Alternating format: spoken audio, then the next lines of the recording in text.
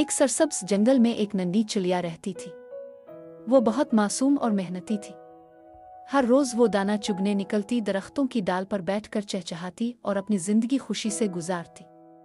इस जंगल में एक चालाक लोमड़ी भी रहती थी। वो बहुत चालाक और मक्कार थी और हमेशा आसान तरीके से खाने की तलाश में रहती।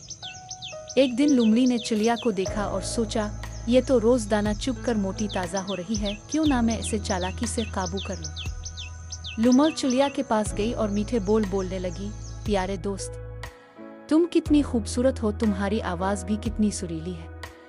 मैंने कभी तुम जैसा कोई परिंदा नहीं देखा। काश हम दोस्त बन जाएं। चिड़ा सीधी सादी थी, वो लोमड़ी की बातों में आ गई। वो रोज लोमड़ी से मिलने लगी और उस पर भरोसा करने लगी। एक दिन लोमड़ी ने कहा, चिड़िया बहन, रोज दाना चुगने में तुम्हारी कितनी मेहनत लगती है, क्यों ना तुम मेरे साथ चलो। मैं तुम्हें खाने का एक ऐसा दरख्त दिखाऊंगी जहां तुम्हें खूब मजे के दाने मिलेंगे। चिड़ा बहुत खुश हुई और लोमड़ी के साथ जाने को तैयार हो गई, मगर रास्ते में एक अक्लमंद कौवा दरख्त पर बैठा सब देख रहा था। इसने चिड़िया को खबरदार किया, चिड़िया बहन, ये लोमड़ी बहुत चालाक है, ये तुम्हें धोखा दे सकती है, मुहतात रहना।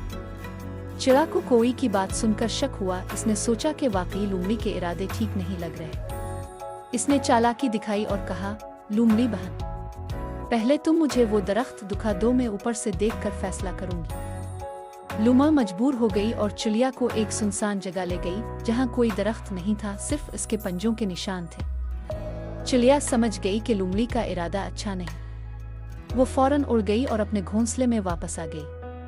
लोमड़ी अपना शिकार हाथ से निकलता देखकर गुस्से में आ गई, मगर चिड़िया की होशियारी ने इसे बचा लिया।